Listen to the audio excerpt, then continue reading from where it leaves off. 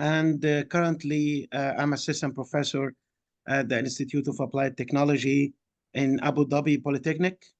So my research is mainly for quantum applications in solid-state plasma, I mean semiconductors and nanotechnology.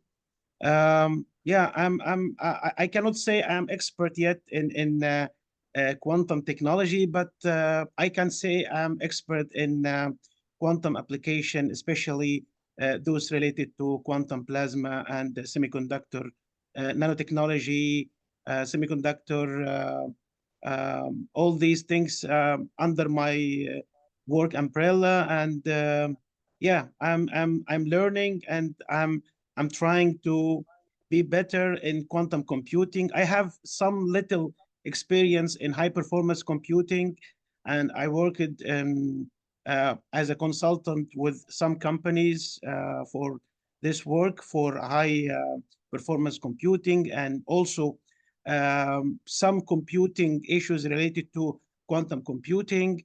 I was also leading uh, a big group in related to quantum computation in Balkan, in Bosnia-Herzegovina for almost 3 years under the umbrella of Q-World.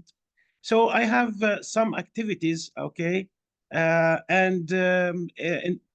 related to the research, I'm still a beginner in this field of quantum computing and AI. So I hope this is a brief history of my work related to quantum computing and AI. Yeah, that's great. Thanks, Dr. Mohammed.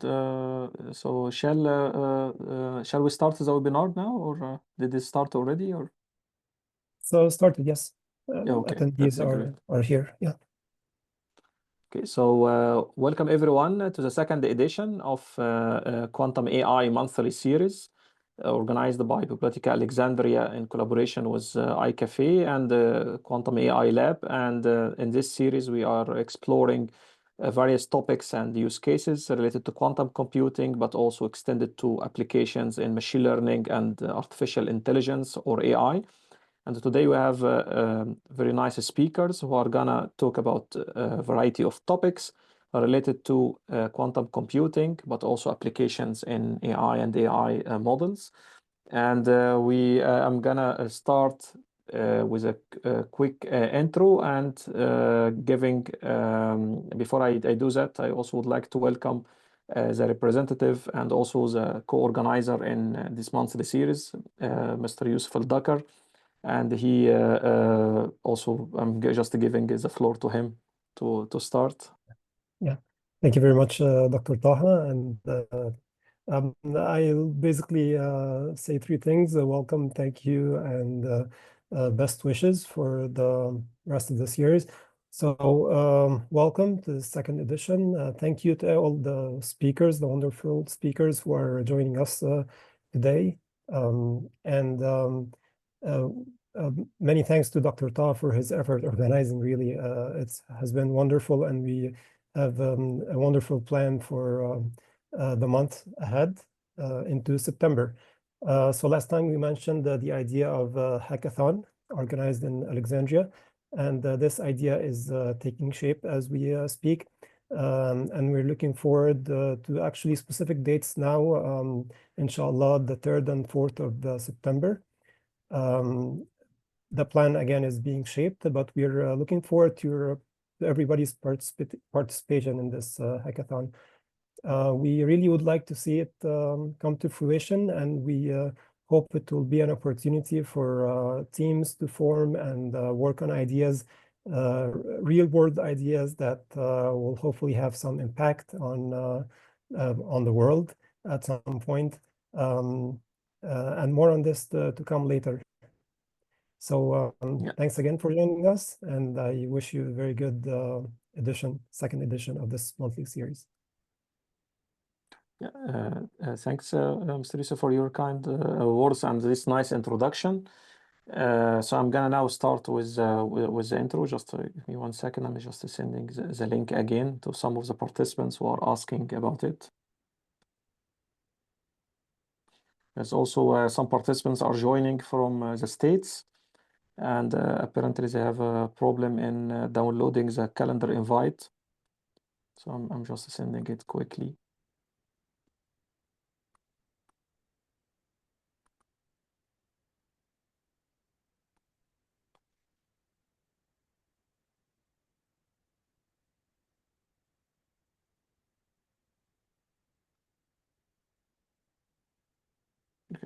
So I've done this. Yeah, thanks for your patience. So I'm gonna start quickly by highlighting what we have done so far in the monthly series and the provisional and the conceptual plan for the upcoming months that could be potentially also accompanied by activities from other quantum computing ecosystems, for example, in Mexico, but also in some countries in Europe, like Bulgaria and other places as well.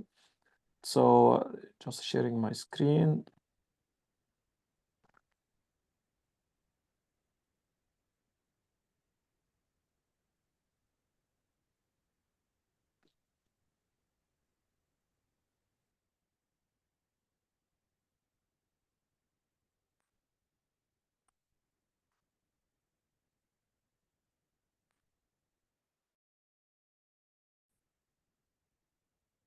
Okay, so my name is Taha Selim. I'm now a co-founder and also the general director of the general manager of MolKet SAS in France, together with Alain Chancé.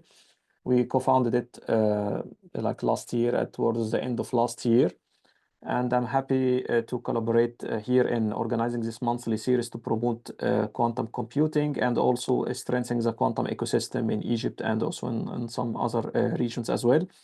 And I look forward to nice collaboration from the prominent voices in the ecosystem and also researchers, as well as contributing to the ecosystem either by giving talks or by just contributing in mentoring the quantum labs or participating in the programming or in the organization of the hackathons, summer schools, winter schools, workshops, everything that can strengthen the quantum knowledge, but also make sure that there is enough transferable skills that can pave the way for good industrial use cases that can help the participants, the community, but also can open the door for future and fruitful collaboration with the academia and industry as well.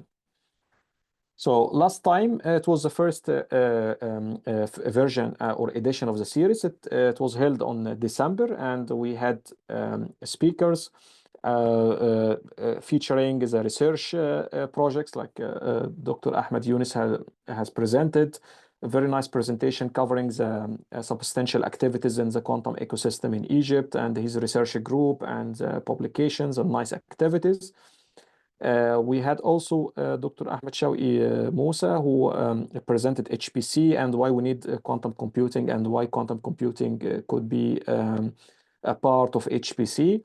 We had also Mr. Jan Blommaart, and he presented and gives an overview about the quantum roadmap and quantum ecosystem in general, especially featuring IBM quantum roadmap. And we had Mr. Alain Chancé, who has presented the quantum AI agents in chemistry, in particular in chemistry, and how they are useful in for industrial use cases, but also could be potentially extrapolated to give a value directly in chemical design, but also in biology and other fields as well. Of course, Mr. Youssef Eldakar has given a very good presentation about the activities and the kind of projects they have in Bibliotheca Alexandria and nice activities and nice projects they have there and how they support researchers and parts from the ecosystem using national and also international funds in doing research and in particular in HPC also and high performance computing and a variety of topics and projects held at Bibliotheca Alexandria. This time we are gonna have a bit of focus on quantum use cases and artificial intelligence, where Dr. Ahmed Younes, Professor Ahmed Younes, will present quantum computing overview with a focus on applications in chemistry domain.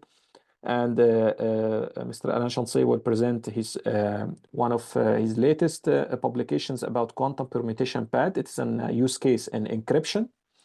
That's will also feature showing a synopsis from a Qiskit code, how this is why we need the quantum permutation pad, giving an idea about encryption in general, and showing results and applications from a quantum permutation pad, and a very nice bibliography.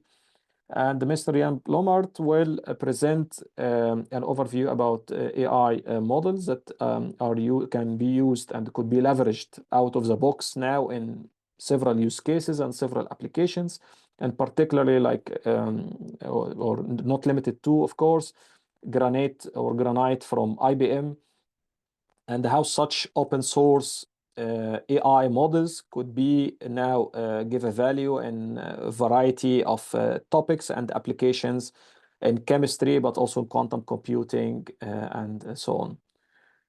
So this is a second edition. Next time, which is tomorrow, we are going to have the Quantum AI Lab, and will feature several breakout rooms, could be based on the level, could be based on the language, and that will form hands-on programming in quantum computing, where participants, depending on their level, will join one of the breakout rooms and will proceed with training in after installation of Qiskit, in training and executing notebooks in about quantum computing and how to understand the gates, running simulations in Qiskit and simulators, and of course making sense and interpret the results. We have several milestones for this initiative, as Youssef Eldakar has explained. The ultimate milestone will be to have an international hackathon, but before that we are aiming to have a national hackathon from between May to July. These hackathons could be accompanied by simultaneous hackathons that will be held in other also in progress and developing communities, like in New Mexico, for example, and in Bulgaria. And in between, we could have some workshops or summer or winter schools where there's some acceleration and there's some way of training participants on the knowledge needed for such hackathons. And then there is international hackathon in collaboration with Open Quantum Institute. And of course, there was a main partner of the monthly series, Bibliotheca Alexandria. And this international hackathon is now presumably, we have a fixed date, will be in the first week of September. Exact dates will be revealed soon.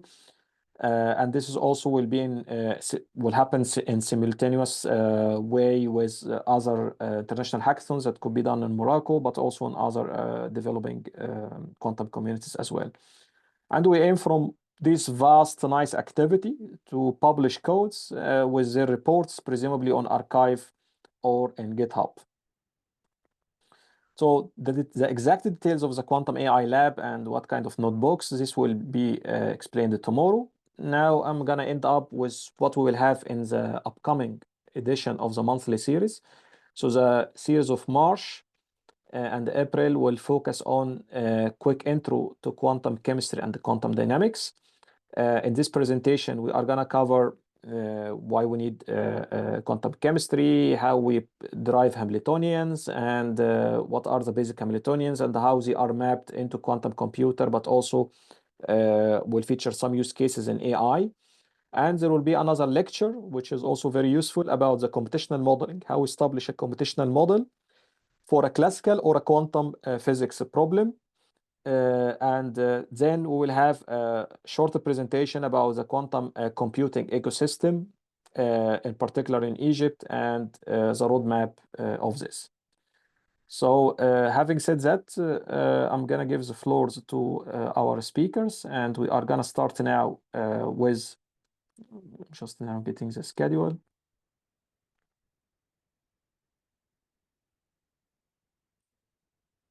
with Professor Ahmed Younes, and he is gonna present quantum computing use cases. I'm now pulling out his bibliography, just to make a quick intro.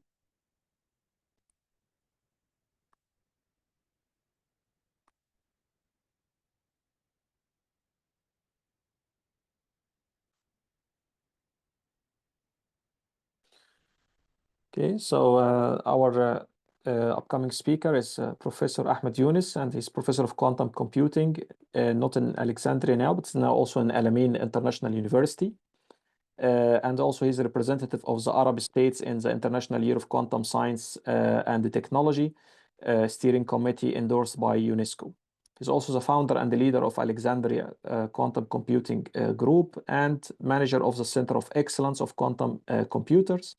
He's coordinating a variety of study programs like the Professional Master in Quantum Computing and the Quantum Informatics, and coordinator of Q Egypt and representative of Egypt in World Quantum Day, former Vice Dean of Education and Student Affairs, Faculty of Science, Alexandria University, former manager of the International Science Publishing Center, Alexandria University, and he also has a PhD in quantum algorithms and quantum circuits from University of Birmingham in 2004. With this, I'm giving the floor to Dr. Ahmed. Hello, Dr. Taha. Can you hear me? Yes. First of all, I'd like to thank you for having me in the second series of this very interesting talks. Actually, I'm going to talk today about quantum computing use cases in chemistry. Can you see my screen now? Yes. Actually, when Dr. Taha asked me to give this talk about use cases in chemistry, it was a challenge to me because actually my background is computer science from Department of Mathematics. So talking about chemistry is a little bit challenging for me, but actually I'm interested in some problems in chemistry related to quantum computing. Maybe it will be different from what people do in chemistry. So please forgive me if my information in chemistry is shallow. So correct me if I'm saying anything wrong in chemistry. But I'm just sharing with you today ideas I'm interested in from a long time ago, actually related to chemistry. I'm going to discuss two topics, molecular geometry and molecular orbital theory, and how can we handle these problems or this theory in quantum computing. So I'm going to start quickly with molecular geometry. If the time is not enough, maybe we can leave the second use case to another talk. So what's molecular geometry in brief? Actually, all molecules can have many different shapes, as we can see in this picture. And actually, these different shapes affect how the molecules contribute to the chemical reactions. And actually, it is very important to study the different shapes of these molecules because it has many applications. For example, I'm just quickly going through this. These shapes affect the chemical reactivity and bonding of the molecules, the physical properties of the molecule. So maybe some molecules have the same chemical components, but they have different properties, biological function. Sometimes we hear that some medicine has a very good effect, and the same medicine from other company has a bad effect. Why? Because and especially if they have the same material, because actually of maybe the geometry, the spectroscopic properties, the intermolecular forces. Actually, this geometry has many effect on the chemical component itself. So I'm actually interested in a specific part in the molecular geometry, which is symmetry operation, which can be applied on a molecule. This symmetry operation has the effect of changing the rotation, for example, or the reflection of the molecule themselves. To study this, we have to understand that we have a symmetry operation, which is the action, and we have the symmetry element, which is the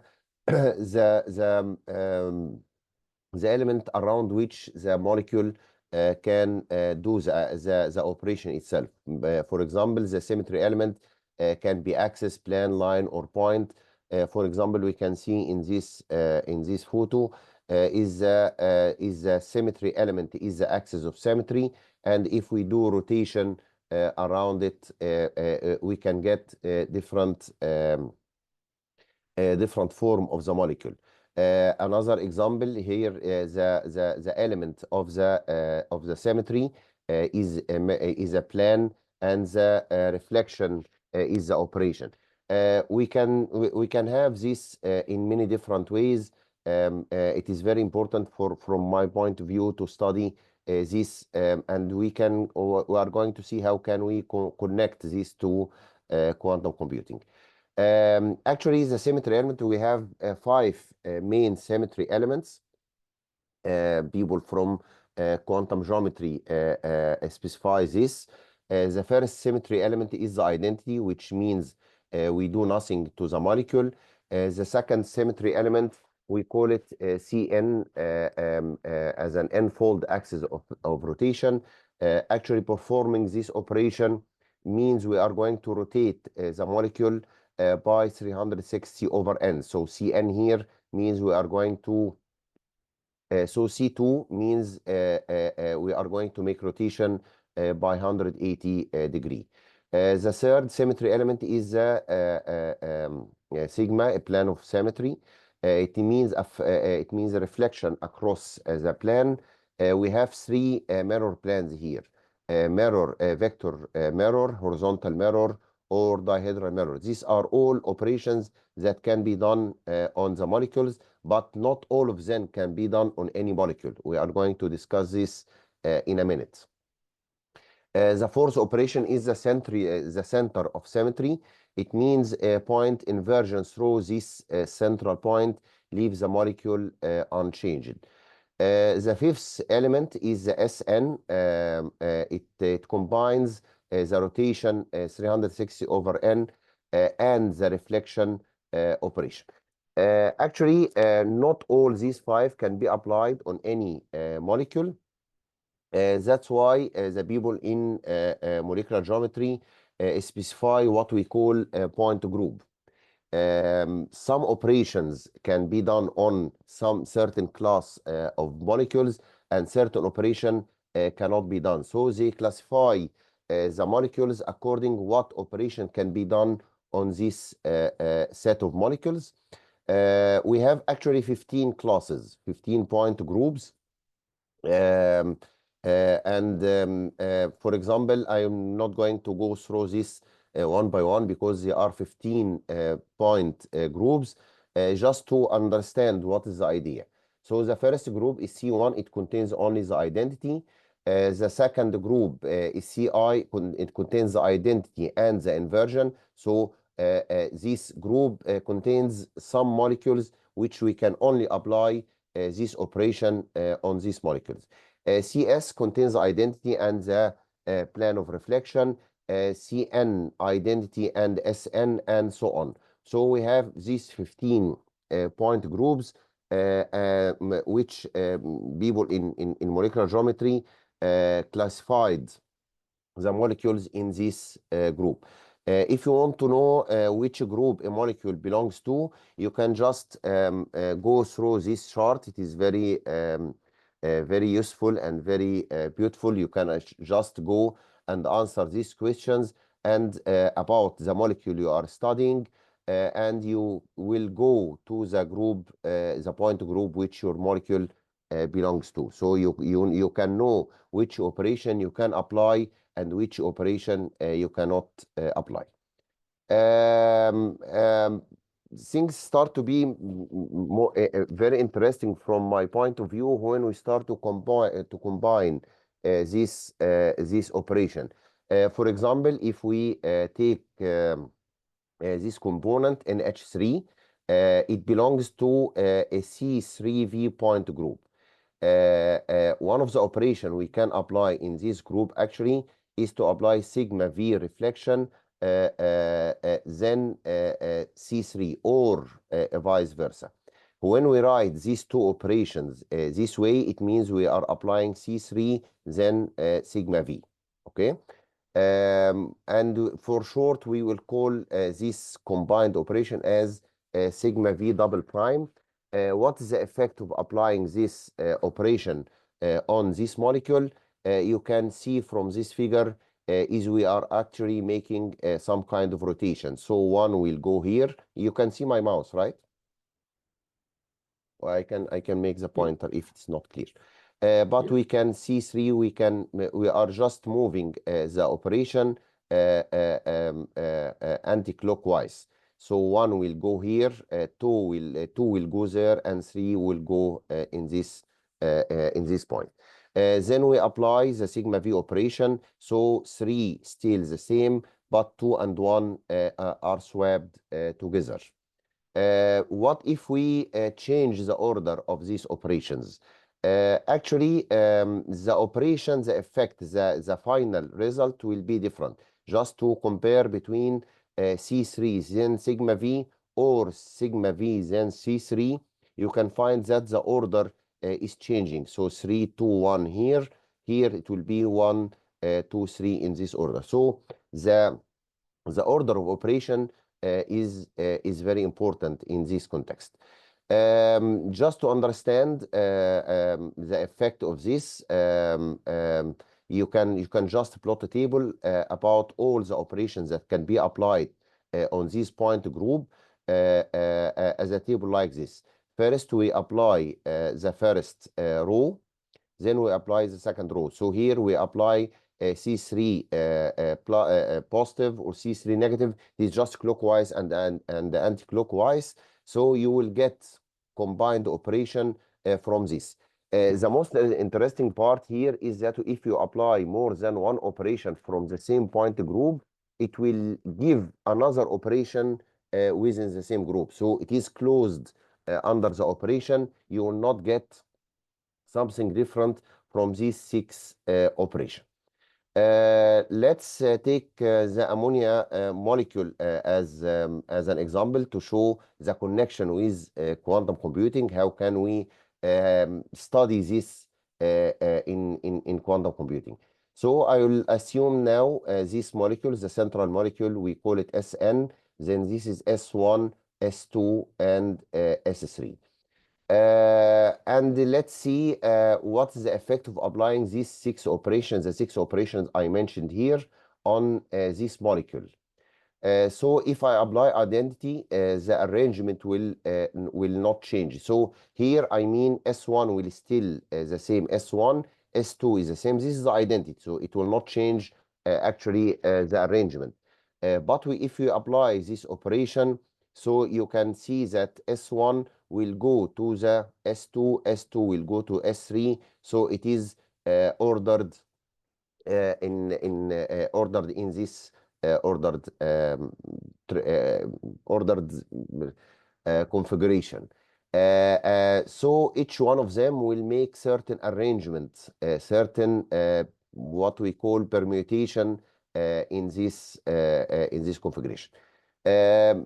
But actually we can look to this operation in a different way, because I am background is computer science and mathematics. So I decide to look to them in a different way. If we assume that S1, S2, S3, and S4 can be represented as a vector in this way. So S1, the one will be here. S2, I will place the one here, S3 and S4. It means this initial configuration we started with actually can be written this way. This is the identity matrix. And if we get any different arrangement here, So we are actually swapping the columns. So S2 is swapped with S3 here. So the column of S2 is here now and the column of S3. If we check the operations of this, the operations in this point group, so this is the first operation, sigma V. This is the matrix representation for this operation. This is how we change the order of the molecules. But if you are familiar with quantum computing and you work a lot on the matrix representation of the quantum operation, you will realize actually that this matrix exactly is the matrix representation of the C0. And if you check the matrix representation of this operation, you realize actually it is just the matrix representation of the swap gate. So it is a quantum circuit have exactly the same operation as the sigma V prime. And this one is actually the C0, but in a reversed order. Where the control is down and the target qubit is up. If we go all through all these operations, you realize actually this is the identity. So I didn't make any circuit for it because it is the identity. But it here it is a quite interesting quantum circuit. Combining these operations on a quantum computer is actually equivalent to performing this operation, and the last one will be these two C0 gates. So it makes me wonder if we can actually perform these operations on a quantum computer, especially that these molecules, for example, the ammonia molecules, consist of 4 molecules, right? NH3.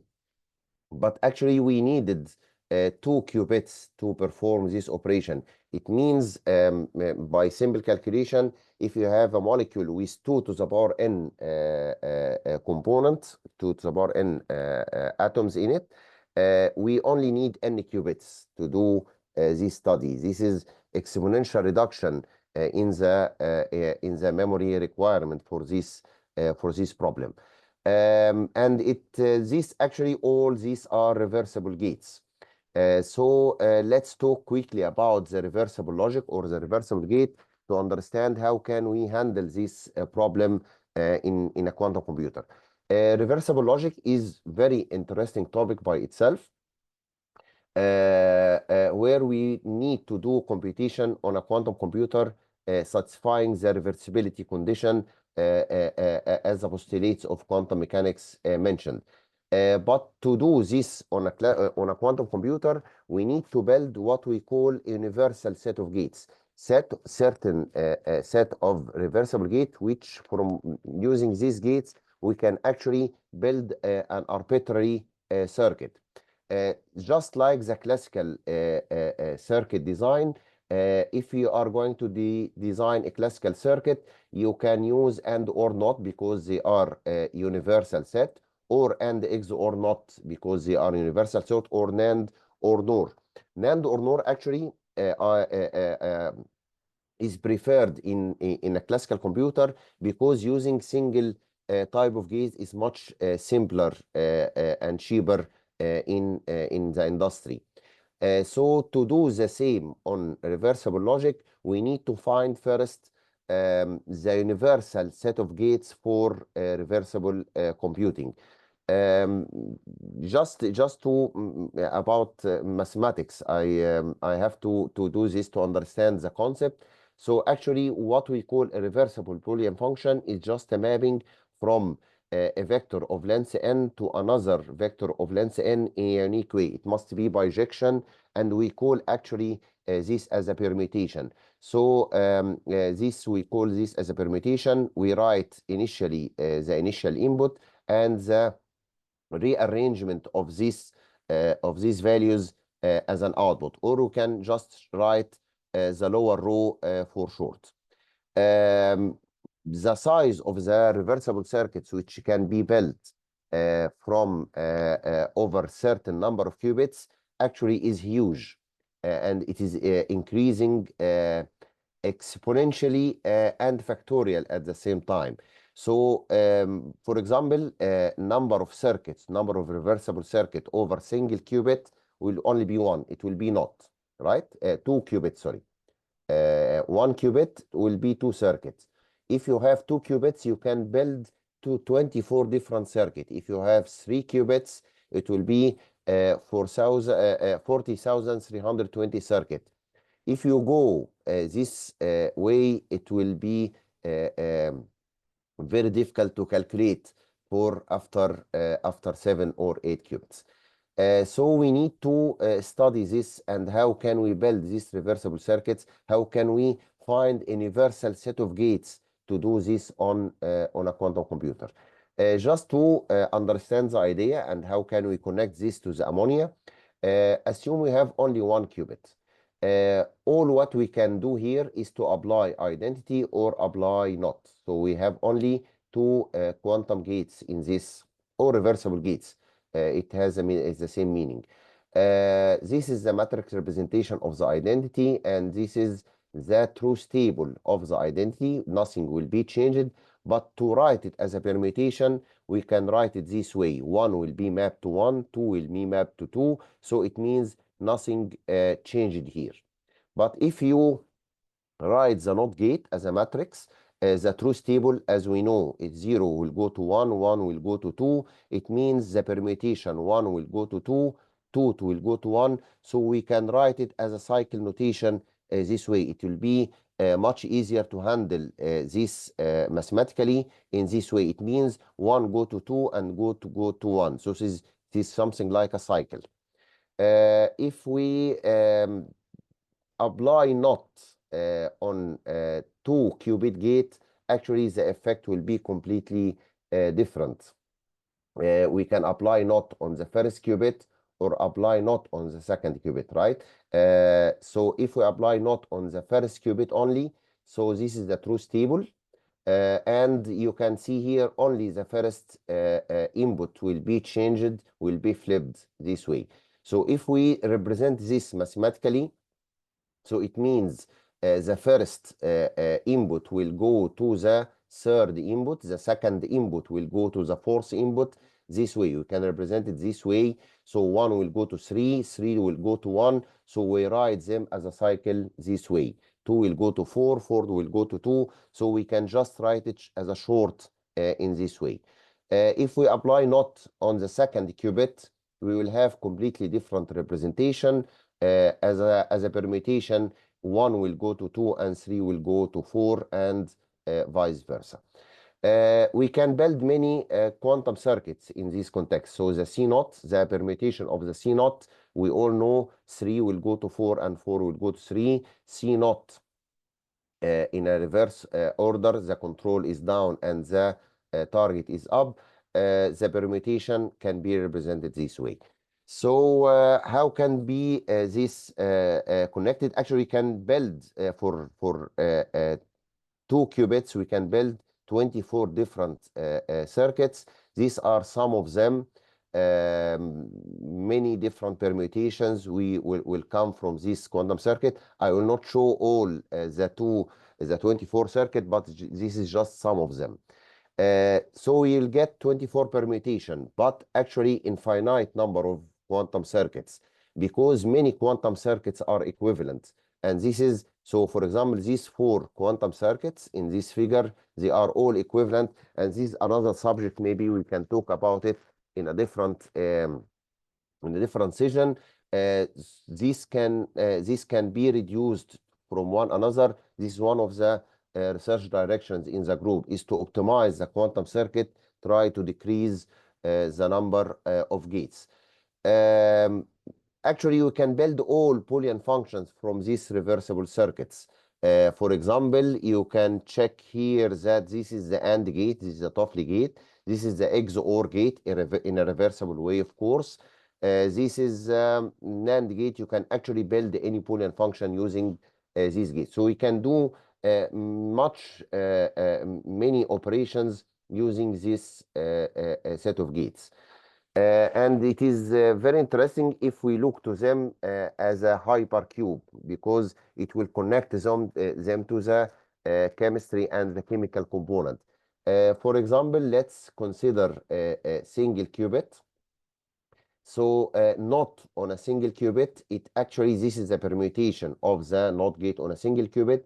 It means we will map 1 to 2 and 2 to 1. It is just a vertex mapping between these two qubits. For n equal 2, we have 4 vertices. NOT actually will map 1 to 3, and you can just visualize this. 1 to 3 and 2 to 4, it means we are mapping this edge to this edge, not on the second qubit. We'll map 1 to 2 and 3 to 4. It means we are mapping actually the vertical edge with each other. If we apply C0 on a 2 qubit, this is the permutation, so this is just vertex mapping. If we go to higher order quantum circuits, 3 qubits, for example, you can see very interesting operations is going here. So not on the first qubit, it will map 1 to 5, 5 to 1, 2 to 6, 6 to 1. Just map these numbers to this hypercube. So 1 to 5, 2 to 6, and vice versa. 3 to 7, and 4 to 8, and vice versa. It means we are actually swapping two planes, not two lines, not two vertex, but swapping two planes of the hypercube. Every C0 will do the same with two different faces of the hypercube. Making this in higher order makes very complex operation. The C0, for example, over 3 qubits, you can see it swap two edges with each other, 5 with 7, and 6 with 8. This is the first C0 gate. We take the first qubit here and the second qubit here. We have 6 different combinations. Each one of them will do a different permutation somehow. This is a Toffoli gate. This is the Friedkin gate, and the Friedkin gate actually do the same. But we have many operations which can be mapped somehow to the chemical molecules, according to which operation can be applied on this molecule. Beres gate do something very interesting actually, because it make movement across the diagonal, not like any other gate. So it will move 5 to 7, 7 to 6, 6 to 8, and 8 to 5. Let's take this and understand what will happen here. So we will go from 5 to 7, 7 to 6 over the diagonal, 6 to 8, and 8 to 5. So it makes movement through this phase somehow. So actually, the reversible gates, we can see them doing something different from what we used to see them doing in a quantum circuit. But building a universal set of gates actually is a challenging. For example, if you use only Beres gate or Friedkin gate or NOT and Friedkin gate, these are not universal set of gates. This is all the number of quantum circuits which you can build using these gates. So NOT and Toffoli, they are universal over 3 qubit gate. All these set of gates are universal over 3 qubit of gates. Searching over 3 qubit of gate is challenging because of the size of the number of circuits. This is huge number, which it is really difficult to calculate. So now recalling what we just mentioned, all these permutations which we can do on a molecule, it can actually be done on a quantum computer to solve the problem. I don't know if I still have time to speak about the molecular orbital theory case, or we can leave it to another day, to another series. Yeah, so yeah, thanks, Dr. Ahmed. I think for the sake of time, maybe that could be in another series indeed. But okay, I will leave this one to another series. Okay. Yeah, but thanks so for this great presentation. I mean, it's a nice way to project how the chemistries actually could be And like actually, translated to gates. it makes me think if we can use actually the molecules themselves as a QPU, we can perform the operations on them as a quantum computer. So this is many interesting thoughts come from this connection actually. Yeah, thanks for paving the way for this nice discussion. So, as I came from a background in computational and quantum chemistry, yeah, I mean, that's one of the things to work on is this ultra cold quantum computers. And the problem, of course, if we can have a molecular system, that would be much better to have a molecular qubits. But what is currently has been realized is this ultra cold quantum computer where they use a sort of neutral atoms that's in some freezing state, and they use Rydberg states to control the atom. So they use this very far electron to control it.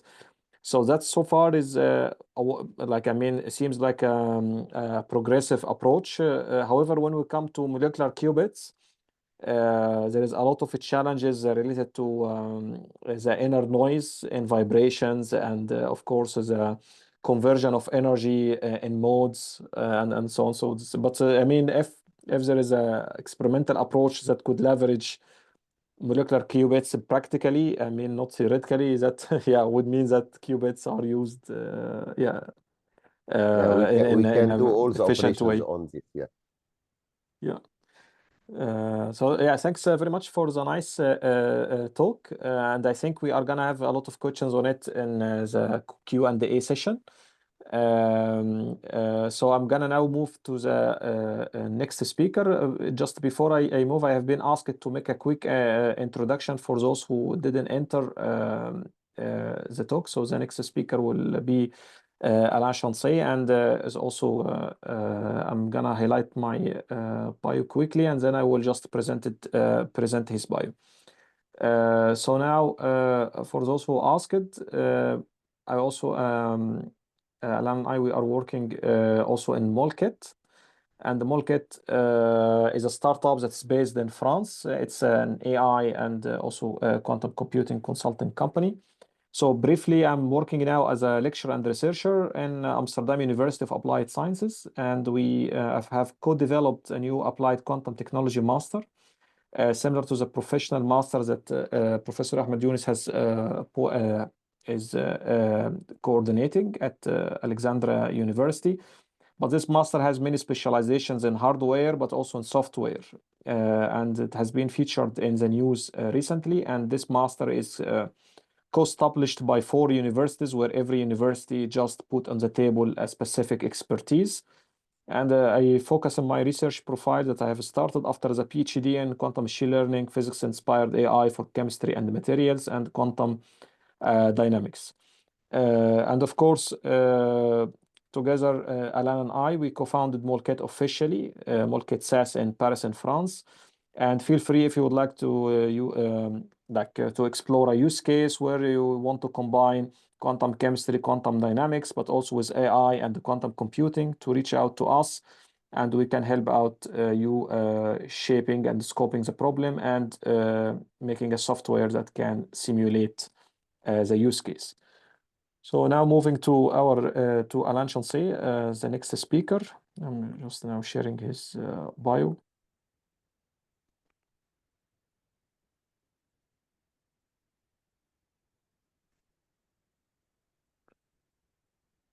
Okay. So hopefully you are seeing now my screen.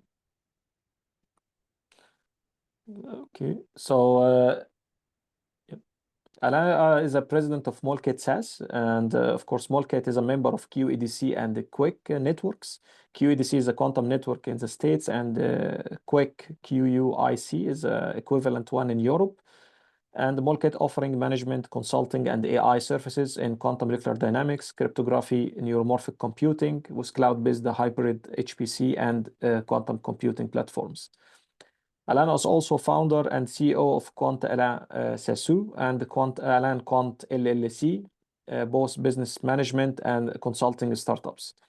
He's also a Qiskit advocate and IEEE senior member, a society affiliate of the American Chemical Society, ACS, and a member of the American Physical Society, APS. And also serves on the advisory board committee of the North America Technical Institute in Virginia. And this one offers a professional certificate program in quantum computations. He's also participated in IBM Quantum Developer Conference at Yorktown Heights in Research Lab in New York last November. He was also a keynote speaker and co-speaker at the World Artificial Intelligence in Cannes in February 2024, and the co-author of the book together with keeper Alain Chancé, Quantum Chemistry and Computing for the Curious, illustrated with Python and Qiskit code. And this is a very nice book to give an introduction and also overview about quantum chemistry and the quantum computing and quantum chemistry use cases. And this featuring is the latest version of Qiskit as well. And has an over 30 years of experience in major enterprise transformation projects, and he holds a diploma in as an engineer civil domain from École du Saint-Étienne in France. And you can also learn more from his LinkedIn profile. So Alain, please. Thank you, Taha, for this introduction. So the topic, my presentation is Quantum Permutation Pad with Qiskit runtime. So it's quite interesting that the previous presentation by Ahmed will help understand mine because there is quantum circuits, quantum computation, permutations. Okay, let's move on. So the purpose of my presentation is simply to present an overview of my efficient implementation of the quantum permutation pad, which is a symmetric cryptographic algorithm by Kuang and Barbeau. Randy Kuang is a co-founder of Quantropy in Ottawa, Canada.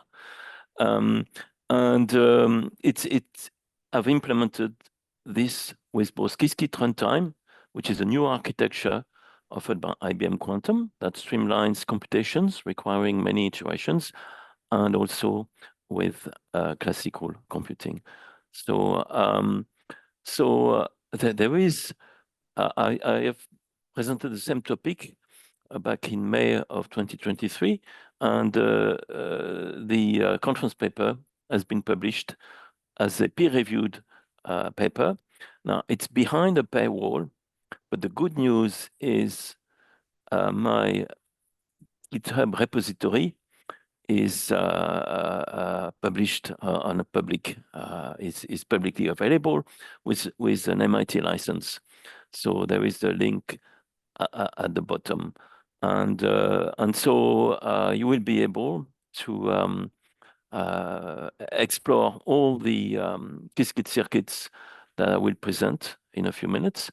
And if you have a so-called token, which is easy to get from IBM Quantum with a free plan, then you will be able to replay all the use cases I will present and some more.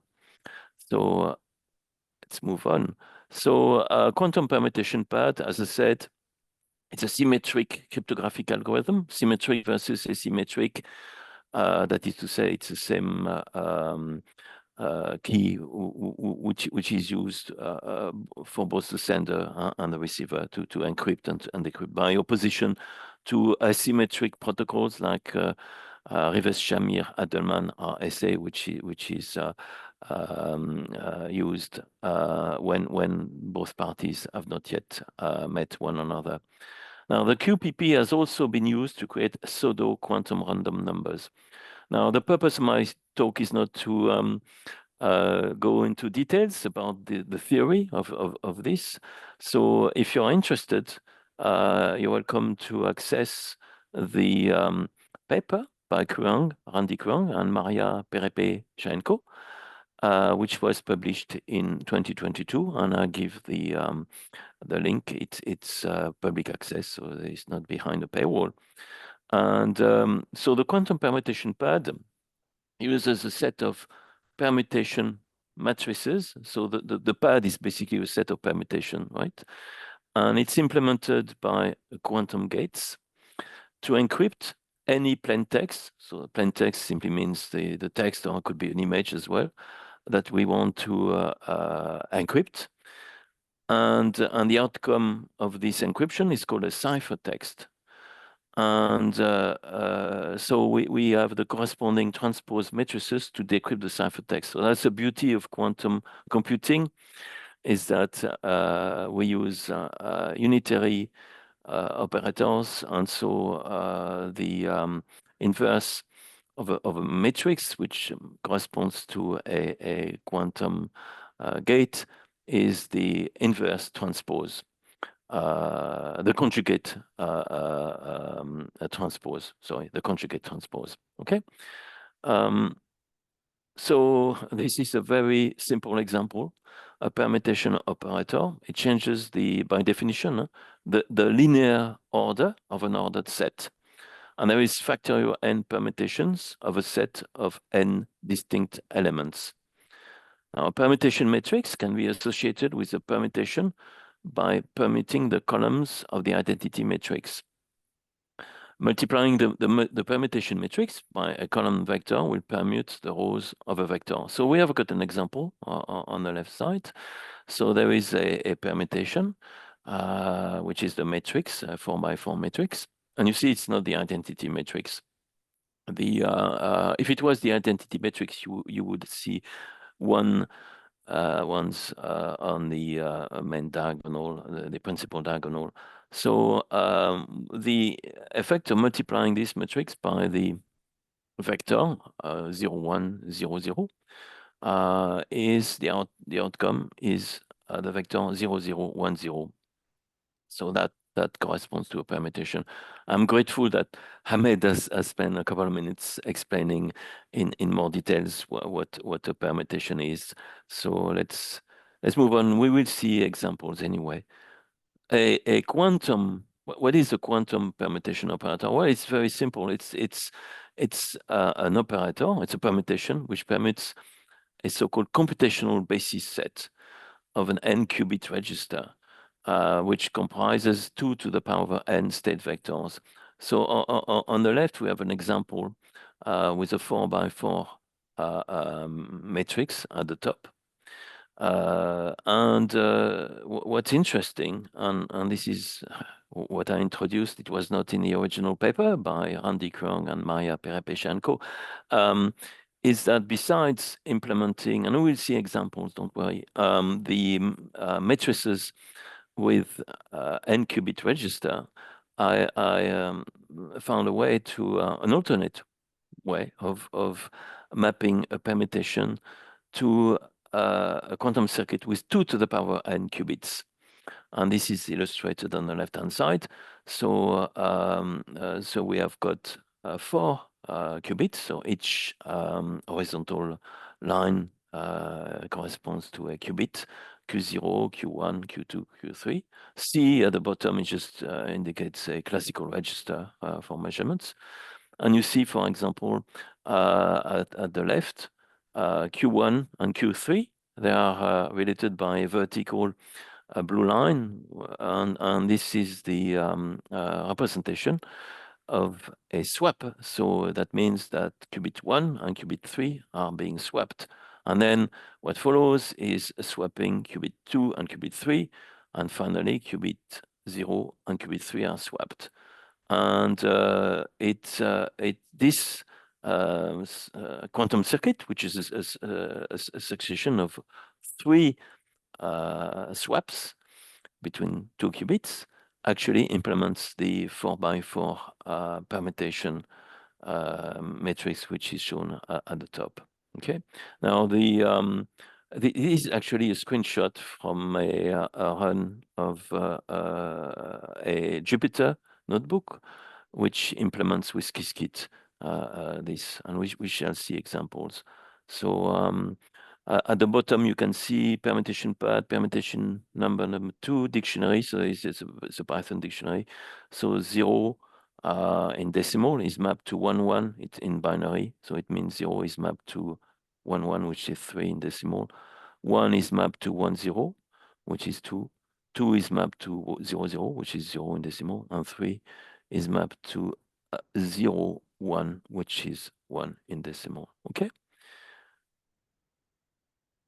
Qiskit runtime, because it's in the title of my presentation, it's a fairly new architecture. It was introduced in 2022, and it's still a work in progress. It's a new architecture that streamlines computations requiring many iterations. What you see on the left-hand side, and this is a diagram credit the Qiskit runtime overview by IBM Quantum.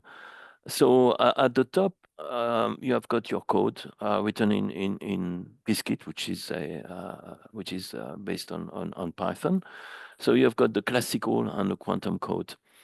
And what happens is that in order to interact with the quantum computer with Qiskit runtime, you only use so-called primitives. And so the Qiskit runtime service takes care of, encapsulates, if you want, a number of things that used to be made visible to the pioneers in quantum computing, but nowadays it's encapsulated. So it's like a black box, and it makes the interaction with the quantum computer much simpler and also much more efficient. I will explain why later. Okay. Now, this is the way I've implemented the quantum permutation pad. So the quantum algorithm, it's fairly simple. It's in 3 steps. So for each permutation in the pad, remember by definition a pad is a set of permutations. For each permutation, we prepare a corresponding quantum circuit. Now that's easy to say, but that's much more challenging to achieve. Fortunately, with Qiskit, we have got a so-called instruction, whereby we just provide the metrics of the permutation, and the instruction outputs a quantum circuit that implements this permutation. It is actually worth noting that this is very challenging. It's a difficult problem to work out at least one candidate quantum circuit that would implement this permutation. There are interesting research there. A number of companies like IBM Quantum, but also Multiverse, for instance, and others have spent lots of effort making this operation to which is encapsulated as an instruction to perform well, and so then once we have the corresponding quantum circuit for a given permutation, what we do is we initialize for each of the possible 2 to the power of n input set vector, we initialize the quantum circuit. Okay, so again, this is not so straightforward to initialize a register, quantum register, to be in a given state. But this is all made simpler with the so-called instruction in the Qiskit framework. And then number 2, we submit all quantum circuits for execution. And then the interesting part is that with Qiskit runtime, as opposed to the previous versions of Qiskit, we can submit not just one quantum circuit, but a bunch of them at once for execution. And this improves the performance dramatically. Now, the output of the execution of all these quantum circuits, I store them in a Python dictionary that corresponds to so forth. Remember, it's kind of a loop for each permutation in the pad. So basically, the dictionary is very simple. The input state vector is the key of the Python dictionary, and the corresponding most frequent output state vector is the value. Remember, in quantum computing, or maybe for those who discover, it's probabilistic, and we have got to run a quantum circuit a number of times to get the result, which is the most probable one. Okay, and so this is the way it works with the quantum algorithm or simulation of that using Qiskit. Now, the classical algorithm actually looks simpler. So it's again for each permutation and for each of the possible 2 to the power n input state vectors. Basically, we simply multiply the input state vector by the permutation matrix, like the example I showed earlier on. And then same thing, we store the input state vector as a key of a Python dictionary and the output state vector as value. Okay. And the encryption decryption then becomes really simple. So to encrypt a message, we chop it into chunks, okay? And then each chunk, we find the corresponding representation using binary in binary. And then we map that into state vectors, okay? And so once it is done, then we select for the current permutation in the pad. So the idea is that there is a, given a key, there is a pad among several in a pad, which is selected, so a permutation, I mean. And so we select the corresponding Python dictionary, and then using the input message, if it is very short, or cipher chunk of the message as the key, we retrieve the value, which is the one which was the most frequent outcome already computed by a Qiskit circuit, or classically by multiplying the input state vector by the matrix. Now, our approach is very efficient. Now, the initial implementation, which was provided in the appendix of the paper by Randy Kuhn and Maria Perepesha and co.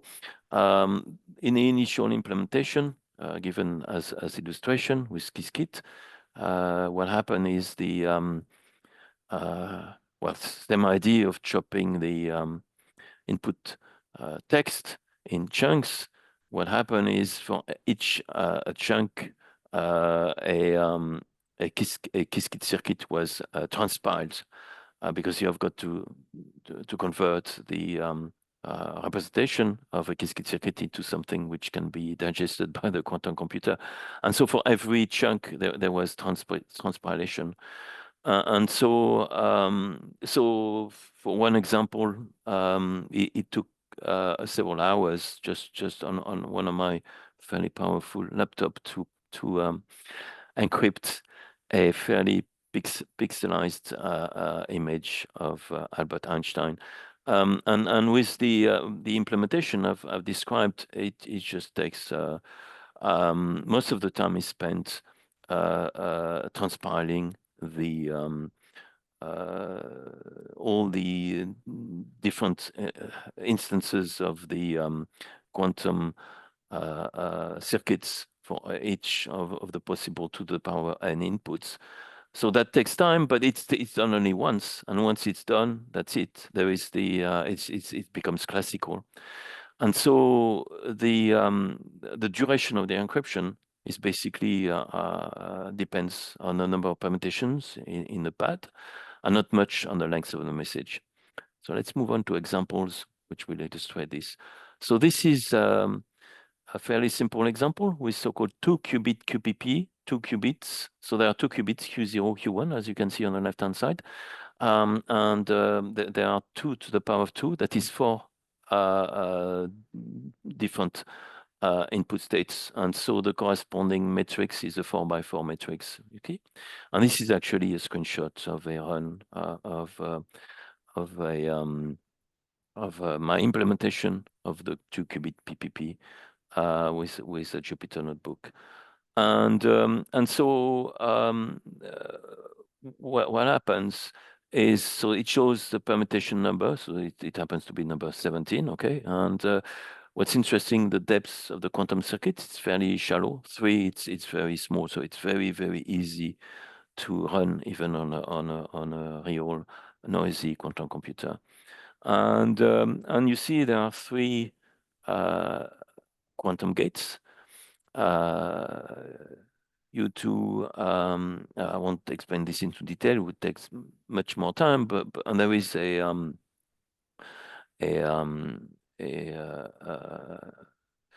another operation in the middle. But basically, this quantum circuit, as I explained, is the fortunately we don't have to run an algorithm to work out the quantum circuit which implements the matrix. It's done by instruction, and so in that case we have the example where 0 is mapped to the state 1 in binary, which is 3, and so forth. Okay, the elapsed time for this transpilation is I think it's about 4 seconds. So it takes a while, huh? Even for such a simple circuit. Okay, but again, it's done only once. So Alice uses this to encrypt the text file, which contains hello. If we have the time, I could show you a trace of the execution, which shows the hello text file being converted into binary. Now, what's interesting, if not fun, is that Bob on the other side has received the ciphertext files and also a parameter file, which is not encrypted. But this time, instead of using the 2-qubit representation of matrix, it uses the one I've invented, which is 4 qubits. So it's much more expensive in terms of number of qubits, but the big advantage is that it only uses swap gates. Actually, swap gates look simple, but in practice on most quantum computers, in particular the IBM quantum computers, a swap between 2 qubits is implemented as 3 CNOTs. But still, the depth of the quantum circuit is very small, and it performs the invert of the previous operation. Okay, so let's move on. This is a more ambitious example. Transmission of an image. So I chose it's public, a public image which I found somewhere, and so in terms of size, it's much bigger, and to achieve that, this time Alice uses a so-called 4-qubit QPP. So 4 qubit, 2 to the power of 4 means 16, right? Okay, so it's a 16 by 16 matrix on the top. So it's large to the extent that with the tools to display matrices using Qiskit, it's kind of lazy. It doesn't show all the metrics, but this time the depth of the quantum circuit, that is to say the number of gates, the shortest path, if you want, it's much larger, 187, and so that is still doable nowadays. The latest and greatest quantum chip from IBM, her name is Heron, can execute up to 5,000 quantum gates before it decoheres and loses the ability to compute anything. So it's well within the ability of the latest and greatest quantum chip. Okay, and on the other end, Bob receives and decrypts an image using the same 4-qubit QPP. So let's move on. I don't know how we're doing with time. Taha, how much? I think you can have please, if you can have more time if Okay. we are still within the boundary. So what I will do. So this is the bibliography. Okay, starting with the paper where the quantum permutation pad was introduced. A paper which was the basis of work, because I merely improved the implementation of the QPP, which was presented in this paper. This is a much more recent paper by Randy Krong. This is the behind a paywall, my conference paper. This is the GitHub where we will jump in just a few seconds. I've also provided references to the Qiskit Air simulator, which I use in my implementation, Qiskit random overview. And for those who don't know what is a qubit, there is a definition, but there is also a glossary. So for those who discover quantum computing, don't be afraid. There is this glossary. So now let's try and move on to this. So let's see what happens. I've got to reshare. Presumably, I've got to share differently. So let me. I guess you cannot see my screen. So let me just bear with me. Okay. I will stop sharing and then I will reshare with the.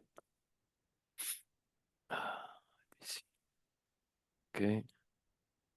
So how do I share my screen? Partager. Hold on. Just bear with me. Okay. Hopefully, Taha, do you see my screen? It's coming. Yes, now it's visible. So this is my Jupyter notebook. So oh, actually, it's more than one Jupyter notebook. So it's well explained. It's a repository, and it's and there are several folders. 2 qubits, 4 qubits, 5 qubits, and the latest and greatest 8 qubits. So we can go there. So there is the implementation for Alice. So for example, for Alice, the input text was fairly simple. Hello. Well, it's supposed to be a smiley, but and so this is the implementation. There is a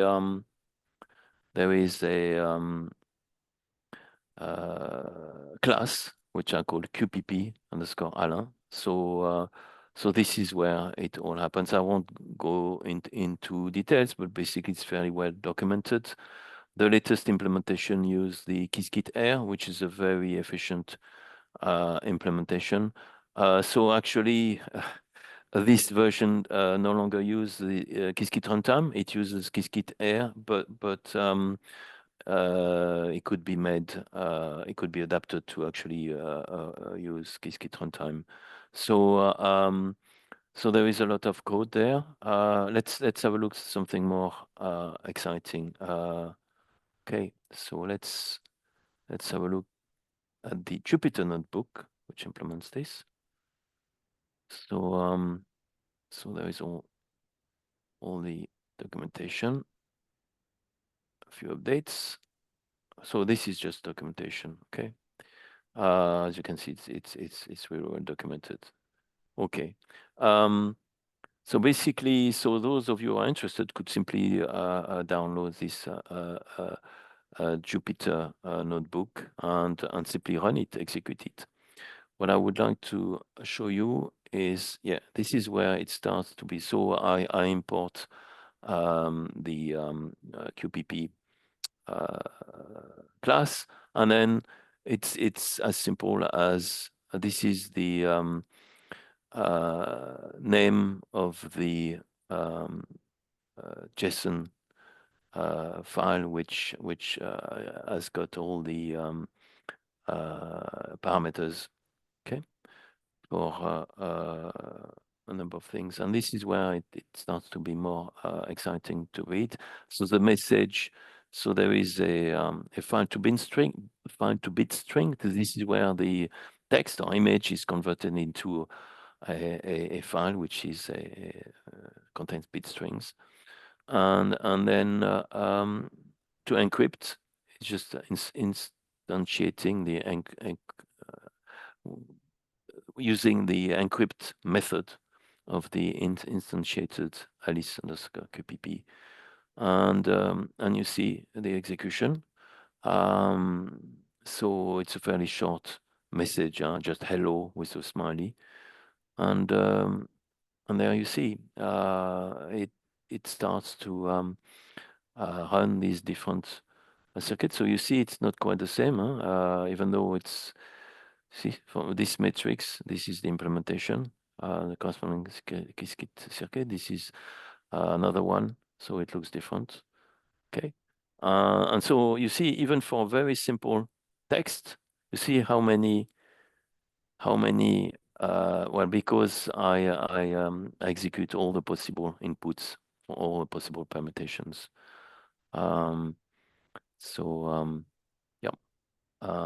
But you see, as Ahmed has hinted, that there is a lot of permutations possible, for 4x4. Okay, and then at the end, yep, we see the ciphertext has been converted into bytes and saved into binary file. And then on the other side, you tell me, Taha, when I've reached the. Yeah, I think we have about more 4 or 5 minutes more. Okay, yes. So let me show you what happens on Bob's side. So it's the symmetric.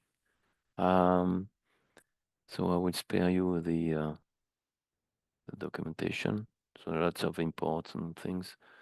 And yep, so for decryption, it's the same story. There is a instantiating the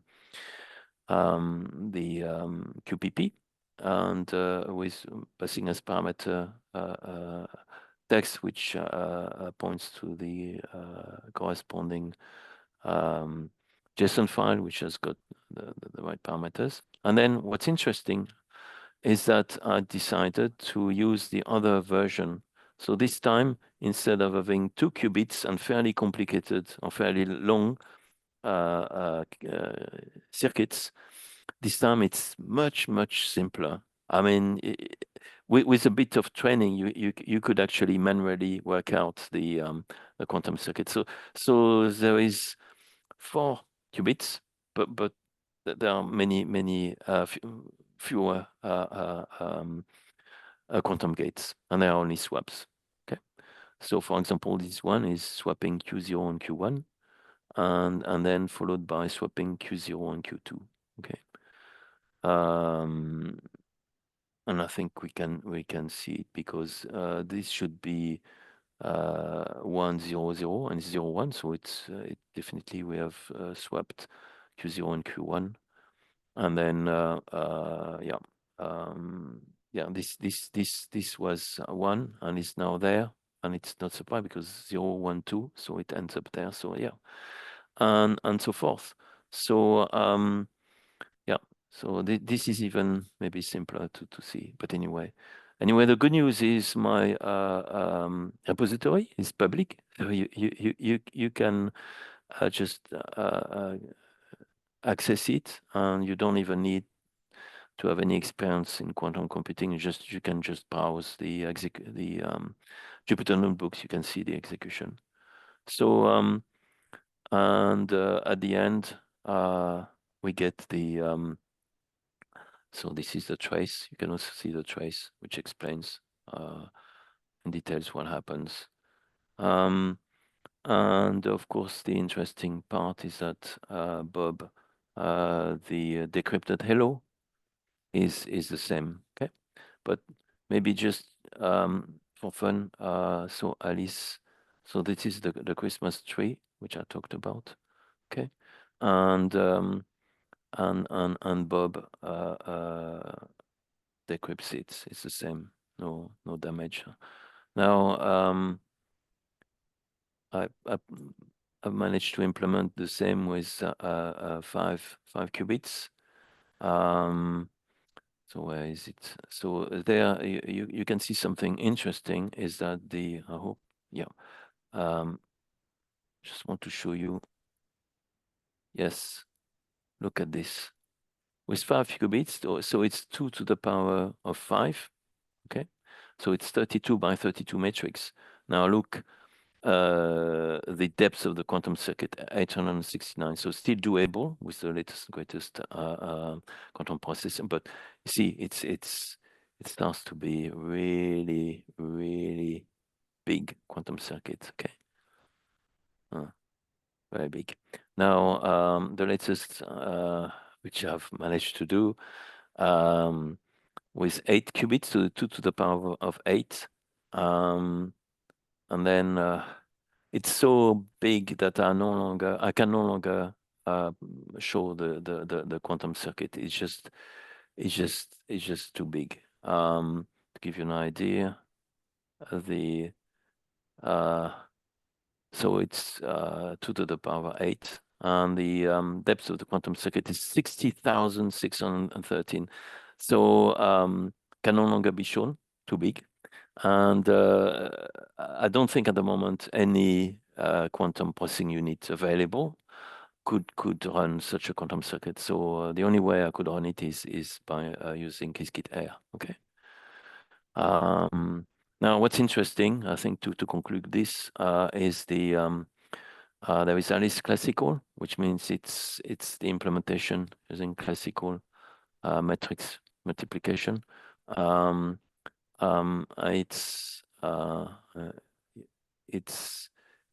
It's very, very fast. Elapsed time, and this is not a joke, and this is actually measured. It's just 700ths of a second, okay, on my laptop. So you see, it means that for such, I would say, toy models, toy use cases, the classical implementation really outperforms the quantum one. Nevertheless, this could still be valuable. It means that the performance is such that it could be used in real time to exchange messages. And the beauty is that it could be used for exchanges between one side, say Alice, which would run on a quantum computer, and the other side, which would be classical. So it's a very interesting example. So that's it for me. I hope you enjoyed the show, and looking forward to answering your questions. Hopefully you have a bunch of questions during the Q&A session. Thank you. Yeah. Thanks, Alain, for this nice and a great presentation about quantum permutation pad and all of the nice applications and also the hands-on experience you have presented in the presentation. So there is for the question, please put them in the chat, and then we will pass. We'll just answer them one by one in the Q&A session that will be after Jan Blommaart's presentation that will start shortly. So for those who asked about the reaching out for internships or for Alain, please feel free to reach to Dr. Ahmed Younes for research and internships projects related to bachelor, master, or PhDs. And to inquire more about QPP, feel free to reach to Alain on LinkedIn. Okay, so now we come to our next speaker, Jan Blommaart. So I'm just sharing my screen to show his resume.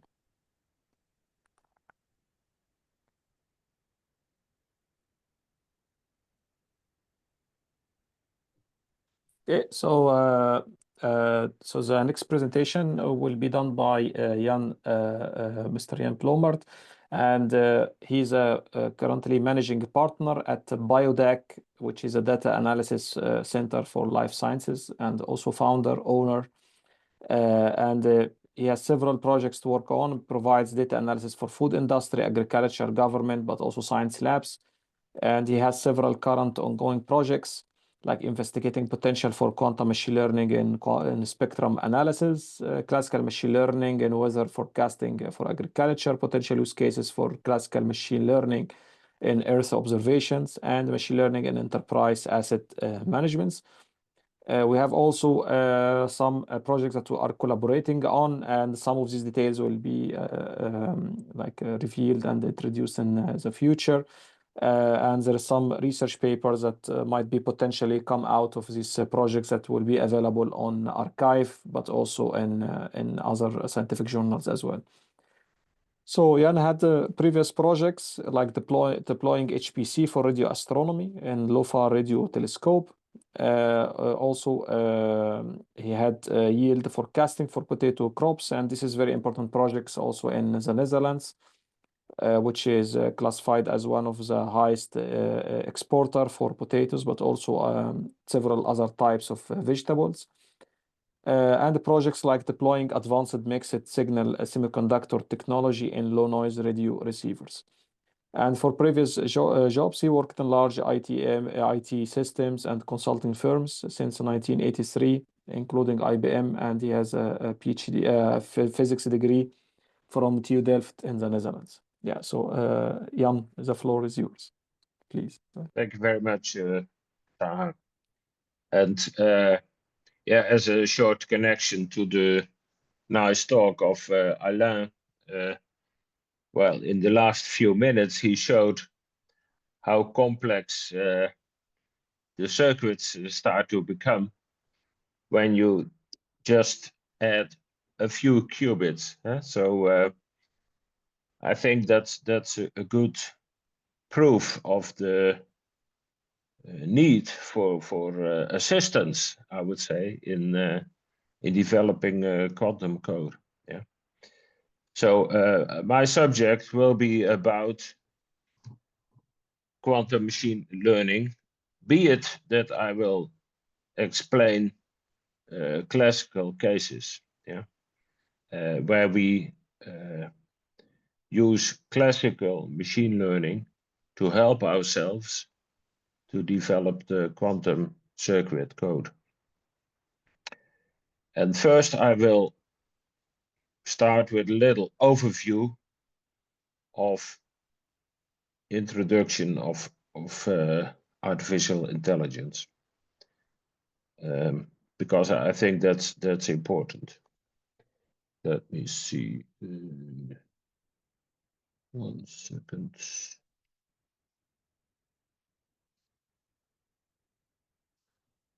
I guess you can see it now, Taha, but yeah. Yes, I can see it, yes. Yeah, sure. So what we, 1 second.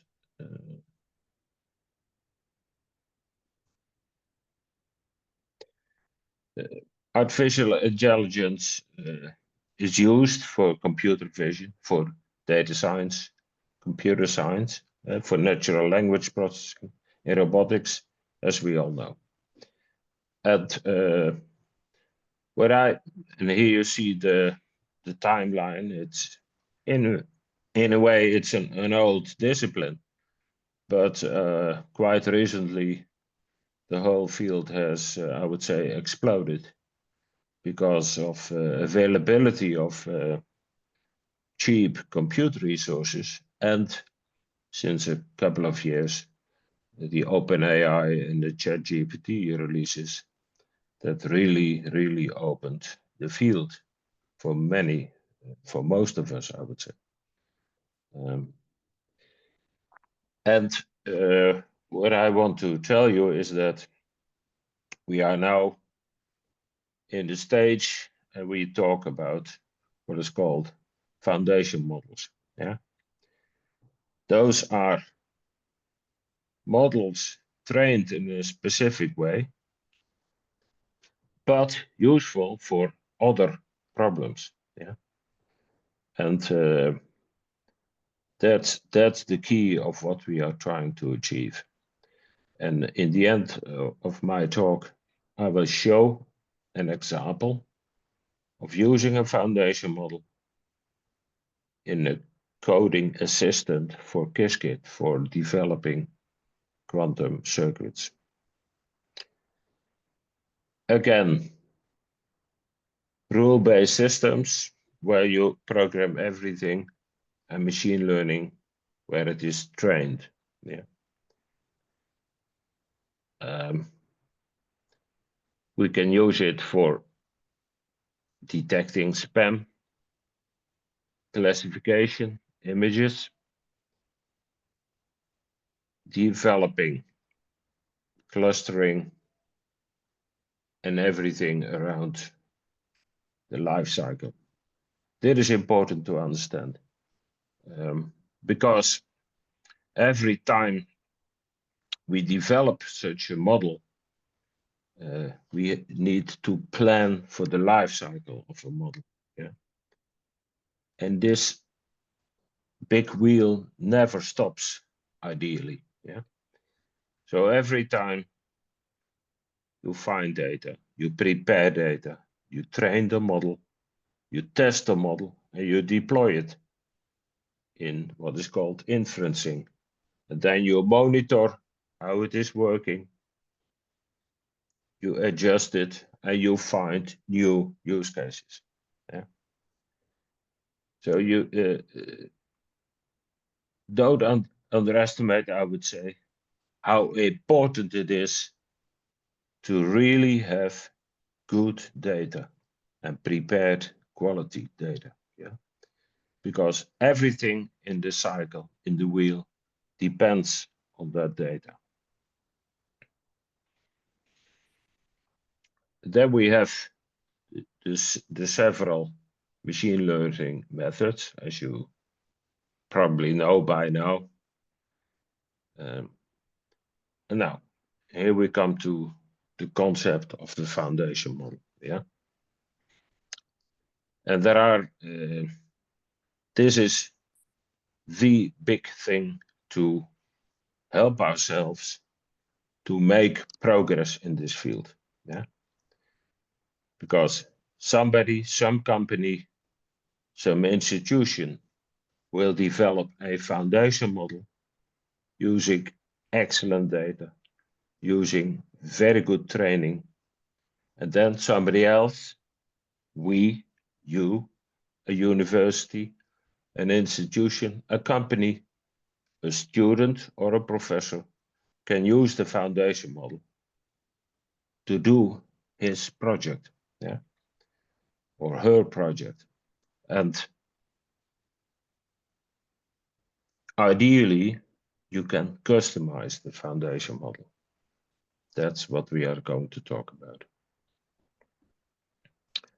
Here you have the example of prompt engineering, and you will use it for coding, yeah. And you want to tune it because you know specific data of your use case. And that can be chemistry or a physical model. Yeah. And you do fine-tuning and then you deploy it. This is a very important aspect. Yeah. The way that we often talk about ChatGPT, yeah, we use it and we consume it. But if you want to really achieve new things, yeah, with your data, your research data, then you must employ fine-tuning. Yeah, and yeah, that's an important notion. All right. So there we get to the. Now I will. Let me see. I need to stop sharing and start sharing again. Another. Yeah.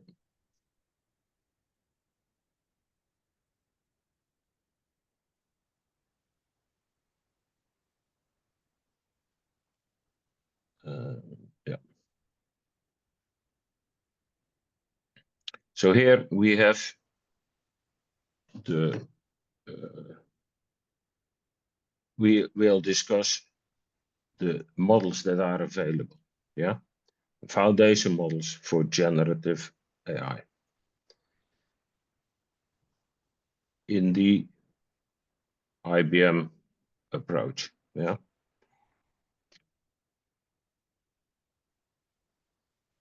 We discussed foundation models in the category of generative AI. Yeah. And they will be deployed as AI assistants, for instance, in coding. Yeah. and it's very, very tropical at the moment. And this is an enormous field, yeah. But there are also notions that need to be aware. You cannot simply accept that every time the model gets bigger and bigger and bigger, while at the same time the run costs explode. Yeah, that is not sustainable. Yeah, I mean, and nobody is really willing to really pay those very high costs. Yeah, and therefore we need customization, and we need fine-tuning, and we need smaller models. Yeah, and an example obviously happened a couple of weeks ago with DeepSeek. Yeah, and this is for companies, for real research, for real projects. This is the way to go. Yeah, and that is different from consumers. Yeah, so we talk here for companies and projects, for research and real business applications. And here you see it. Yeah, we will not have a monopoly. Yeah, there will be many, many, many models. Yeah, and they are already available, thousands of models. Yeah, and you can choose the ones that are best for you. Yeah, and they will have open source. Yeah, and you can customize them. Yeah, and you can fine-tune them, and you control the quality and the security, and you can maintain your ownership of your data, your own data. Yeah. So this is what we want to achieve. Yeah. It must have high performance, good cost. Yeah. It must be open, and you must trust this, able to trust it. Yeah. Those four features are important. And what I said in the previous slides, it all starts with quality data. Yeah. And this is not easy. So don't underestimate what is needed. Yeah. At the same time, if you do it well, you will achieve good things. Yeah. So this is essential. Now here we have the examples of what they call the granite models. What they have, you can customize them. They are scalable.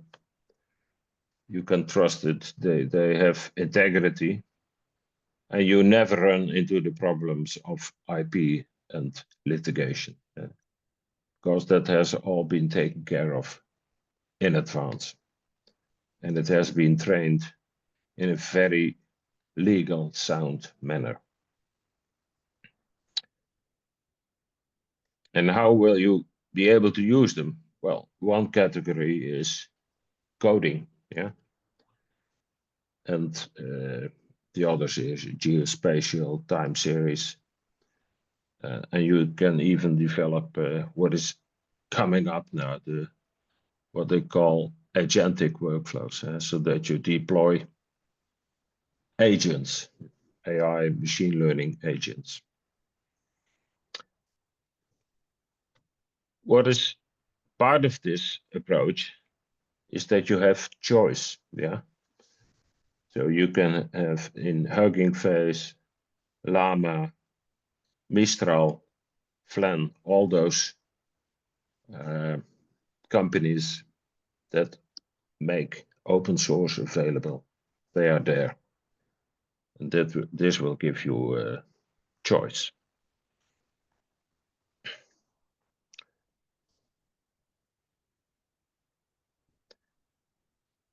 And then, yeah, the other thing is you avoid a login, yeah, so that you keep having choice.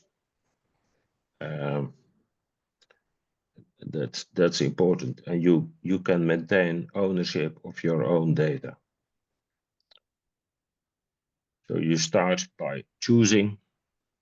You can start with a small trial, and then you can decide to, okay, let's go to the next stage. You do tuning, and then you build and evaluate, and you can choose where to deploy it. Yeah, that's all important. No login. Yeah, and keep your data, your own data ownership. Now, next I come to an example when it comes to quantum computing. I will start sharing again.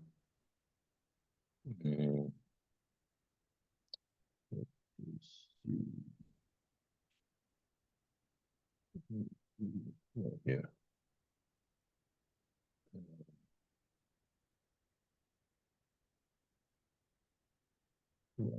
You can. I need to go to the right.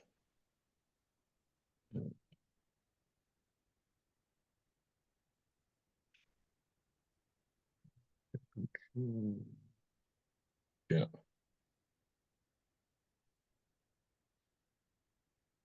Here you have the example. There is in the Qiskit code assistant, you can start using this model for your own experiments. Yeah, and it's available on Hugging Face.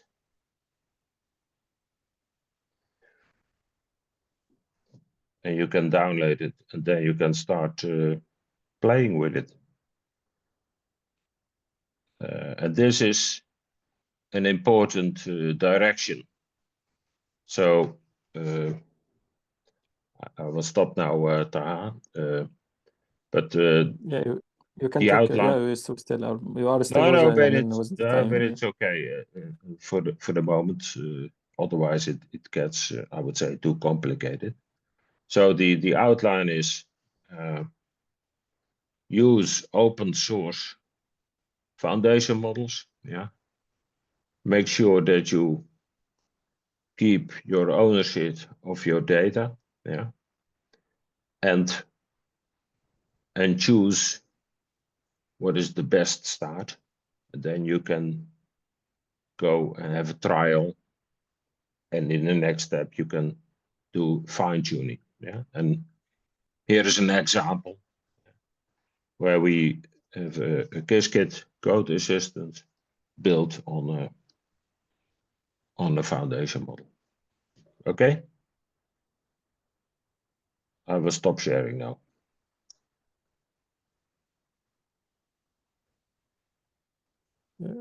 Yeah, so thanks, Jan, very much for this nice and a great presentation. It's very nice overview, but also very nice presentation, and also highlighting these key facts about the ethical, but also the good manner of training the AI models, which I would assume that some just now ignoring because of the easy way to get or to access AI models, but now with ongoing and also the growing number of regulations around the world, in particular in EU, this is something very important to look at and pay attention to before starting a project or a company or even a research project, because they have also the authors, they need to declare how they have trained their data and so on. So thanks for that, and I would assume that's very nice also ending for the session that now we have seen from Dr. Ahmed Younes, for example, developing qubits and how it's close to the way that molecular formulation of molecules are really close and identical in some cases, and from that and from having those permutations and this mathematical formalism, we went to Alain's presentation about how to use permutations in classical and the quantum way, and we ended now with the open source AI foundation model, but also the open source models available from IBM. So that's, I think, a great combination. And as EX IBM yourself, that's also good to highlight as well. So thanks for this. And with that, I'm going to start the Q&A session. So I would like to thank all the speakers again for this nice presentation and nice also works. And yeah, I see Dr. Ahmed has already been stepped in. So thanks, Dr. Ahmed, for answering the questions. So yeah, that's really great. And we got a few questions about joining you. So I don't know about, are you gonna move your research group, Dr. Ahmed, from Alexandria University to Alamein University, or how it will go? Actually, Alexandria Quantum Computing Group is not related to a certain university. The group has many affiliations: Alamein University, Alexandria University, Cairo University, Damanhur University. So we are already covering many universities in Egypt. So that's a great point to know. So it's not really localized at a certain university. Yeah. So yeah, okay, that's great. So that's good information. Hopefully, those who are asking about that, feel free to reach out to Dr. Ahmed. So I see now one question about what is the biggest computing power of qubits the world have achieved so far. So we're gonna get a combination of answers indeed. So I can start also with Alain. So the question, yeah. I would say a more interesting question would be what is in a given domain, for example, quantum chemistry or finance, the most exciting computation, because it's not just pure quantum, it's hybrid classical quantum anyway. So I don't know, but what I know is the latest quantum processor from IBM has been demonstrated capable of running quantum circuits up to 5,000 in depth of 5,000. So well, that's my joker. I don't know. I don't know whether I'd say it's difficult. Something to bear in mind. It doesn't make sense to try and compare the power of a classical processor and quantum, because they use different paradigms. So it's much better to try and benchmark given a challenge, for example, finding the ground state energy of a given molecule, for example. What's also interesting mentioning is that the IBM have published results combining HPC and quantum, and they have been able to compute the ground state energy of a fairly complicated molecule in less than 2 hours. But if they had used the currently available noisy quantum processor, it would have taken 3 million years. So nowadays it's the combination of HPC, quantum, and AI which delivers value. So that's my answer. Yeah, thanks, Alain. Yeah, Dr. Ahmed. We are actually almost the same answer as Alain, because we cannot compare QPUs from different technology until now. So because of many constraints based on each technology. For example, the trapped ion technology is different from superconducting technology, is different from topological qubits by Microsoft now, because each one of them has different technology and different connections. For example, trapped ions, it has all-to-all connections, but superconducting qubits,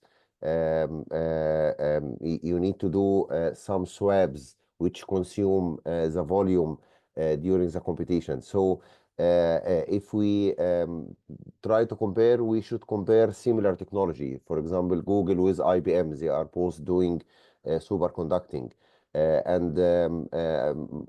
Google, for example, just published the Willow processor from a couple of weeks, which achieved very, very good results. IBM is also doing very good results, and I believe they are going to announce something very soon. I was attending a talk with IBM, and they promised to give us very good news.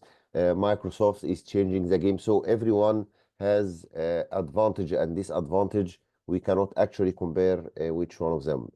I believe the one who is going to solve a real life problem first is going to win the race. So let's wait and see. Yeah, thanks, Dr. Ahmed, for the answer. Yeah, Jan, what do you think? Yeah, you are muted. Yeah. Yeah. Yes. Okay, good. Yeah, I mean, there are several, I would say, properties, qualities that you need to consider. Yeah, and one, and Professor Younes already explained that there are many, or at least 5, 6, 7 different technologies to implement qubits. Yeah, to implement a future quantum computer. But let's assume they are equal. Yeah, they are not, but let's assume they are. Then we need to take into consideration the number of qubits as a kind of way to explain scaling up. Another aspect is the speed of execution. How fast can you run circuits? Yeah. Then obviously the quality, what Alain discussed with the size of a circuit. Yeah. So what is the maximum size that you can run today before the results become useless, I would say, before you have decoherence. And then there are other aspects, like how good can you integrate such a system? Yeah? And what would be the real cost? Eh? How much money do you have to spend for running a problem? Yeah, I mean, we avoid that question, that will come up. Yeah, so there are many aspects. It's not only the number of qubits. Yeah? Quality is extremely important, and speed is very important as well. Yeah, that's what I could say in this stage. Yeah, I hope it helps a little. It's not a definite answer, but it helps a little to consider what is important. Yeah. Yeah, thanks, Jan, for the nice answer. And thanks, Alain. Thanks, Dr. Ahmed, for all of your answers as well. So I have 2 more questions, one for Alain, and one I will try to answer with also, and get group answer on it. So the one for Alain, what is the advantage of the quantum permutation pad over a classical one, and how does it achieve this? Well, as I have shown, well, the advantage of the quantum permutation pad, and that's explicit in the paper by Randy Kwong and Maria Perepeshenko, is that it can be implemented both classically and on quantum computers. So at the moment, as I've shown, in terms of performance, it's much more efficient to run the classical algorithm that is very simple, multiply the, I mean, besides chopping the plain text into chunks and then converting these chunks into binary strings, and then it's much more efficient to do it classically, that is to say, given a permutation in a pad and some matrix, you multiply the input state vector, which is the binary representation of the chunk of the text, by a matrix, and that is much more efficient than transpiling. First of all, using a so-called instruction to find the quantum circuit that can implement a permutation. So that's not easy. That takes time, and then running all the different quantum circuits for all the different inputs possible. This is the method I've applied. It takes an awful lot of time. So at the moment, it's more a demonstration. I think it's of interest for teaching a concept, and in terms of actual use, I'd say, and again, I'm not a cryptographer, but I'm interested in pragmatic implementations. It could be used in practice for random number generations, and so that is something that is presumably more exciting than the actual encryption decryption. So the encryption decryption is more for I would say teaching purposes, because I think it does illustrate, it helps understand what quantum gates are, and also to understand, as Jan pointed out earlier on, that when the number of qubits is increased, the complexity, the depth of the quantum circuits that you can run increases almost exponentially. And so that's my answer to your question. So thanks, Anna, for the nice answer. We have a new question. I will try to answer it briefly, and I will also ask Dr. Ahmed to step in and complementing the answer as well. And the question says, can you briefly tell us about topological quantum processor and why it have advantage over superconducting quantum processor? So I was just trying to prepare a video about this, and the reason for that, there is a lot of misconception came out of having a fast read of what's available about the new release from Microsoft. Of course, it's a great work, but just one step out of zillions that need to be achieved. And in principle, topological qubits work on by encoding quantum information in the topology. As the name says, you need to encode things in a topology of a material, which means that you need to have a quantum system where if you can sort of control or play or manipulate the topological properties of this quantum system, you can have something that's globally stored in that system, which is sort of resistant to noise.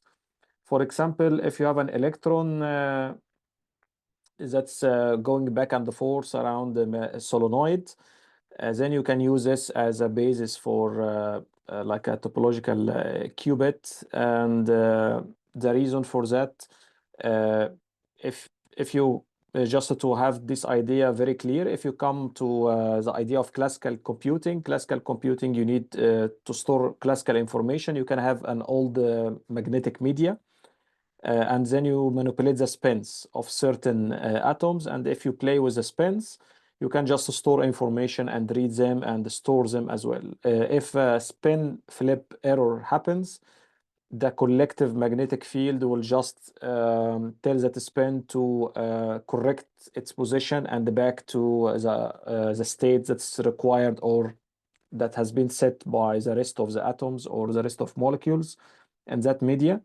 So if you can sort of achieve similar thing on a surface or on a code where if something happen and that will not affect something that's extended over that surface, then you sort of store things in topology. And typically now in the vision of Alexei Kityov, that was the first one who proposed in this paper the surface topological code that can emulate a classical way of encoding information. You can just assume that your qubits are existing on the corners of this code, and then you have a certain ground state, and then the excitation of the system to higher levels. That will be your, you can use this to encode quantum information. So if something happened locally or some noise that happened, some photons that interact with that system, that wouldn't matter much because you can still preserve this global property. The technical challenge to achieve this is that you need to realize many things. For example, to have an accurate measurements for the things that you have already stored, but also manipulation. That's, for example, like the zero energy, for example, like the fermion parity and so on. And this is what is theoretically expected. If we can have these topological qubits, then they will be by nature emulating or mimicking the classical computations, and they are immune to noise and the interactions from environment. However, they are very challenging experimentally to achieve. Yeah, Dr. Ahmed, please also feel free to comment or actually, add. I cannot add much after what you said. Your answer was very good. Just to mention briefly that from my quick reading, because I didn't read much about topological qubits, that it is easier to scale qubits using topological qubits than superconducting qubits. It is more robust against errors and it operates in higher temperature than the superconducting qubit. So if this is the case, so getting more qubits would be much easier using topological qubits than superconducting qubits. So this is just in summary. After what you said, I cannot add much.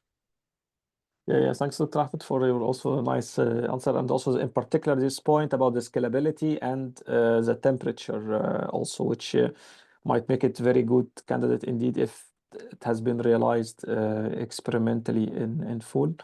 So I also, this question also, I'm also gonna direct it to you. What are the challenges facing quantum computers to become more widespread among the general public? And is it possible to see a quantum transistor in the future? This is to me? Yes, for you, and then we will start the ball rolling with the others. But you will, okay, what are the challenges facing quantum computer to become more widespread about the general public? First, and the most important is the price. Right? The price of quantum computer is very, very expensive. It is not available to the public, I believe. The second thing is that actually governments, countries are putting restriction on any related quantum technology right now. So it is it's not easy even to buy it from another country because the other country may not allow selling this outside the country. So this is one way. We also the Biden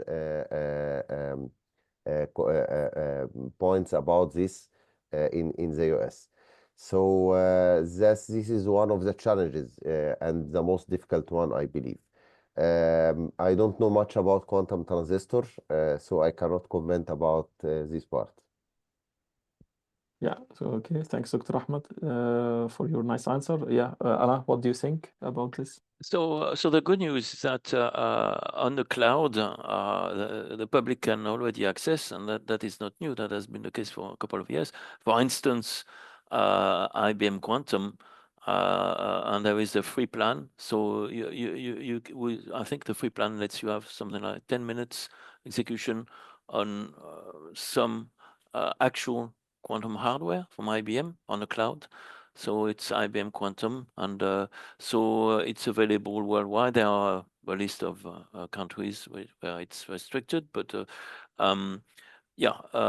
so that's what's one thing. And the second thing is there is a Qiskit Air, and which is a very good simulator, optimized, and you can enjoy running simulations of quantum circuits. You can do it on your own laptop, or you can even run simulations on Google Colab or other resources. So, and in any case, I think in the future, because quantum, especially powerful quantum computers, the access should be controlled, if not restricted, for obvious reasons. As of like today, I mean, the interface with a quantum computer will be via high-level primitives, and those offered by Qiskit runtime, and so it's Qiskit runtime. It's a sampler, an estimator, and that's the only thing you will be able to see, unless you end up working for a computer manufacturer. You won't see, you won't touch the hardware. You won't even get the, you will only access to high-level primitives. But these are already available. Okay. Yeah. Okay. Yeah. Thanks, Alain, for your nice answer. Jan, what do you think about it? Yeah. The business questions. It's a matter for the companies, the hardware developers to decide, and that will. Yeah, it will remain a kind of restricted area for the next couple of years. But when you look at the expanding the knowledge in the wider public, yeah, then obviously it's very important that enough students get their curriculum, choose linear algebra, choose Python or some other languages, yeah, and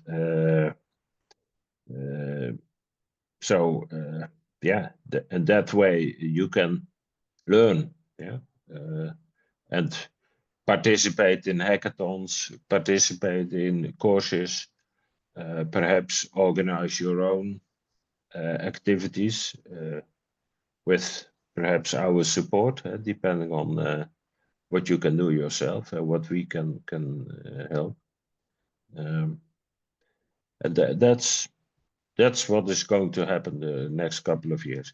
Plus, what you now see that larger companies are starting to invest. Yeah, so in banking, obviously, but also in manufacturing, in pharma, logistics, transport companies. They are starting to develop cases. Yeah. Thanks, Jan, for the nice answer. So there's a question now from a researching point of view: how machine learning can help in advancing in the advance of quantum computing and the vice versa. Yeah, Alain, what do you think about this?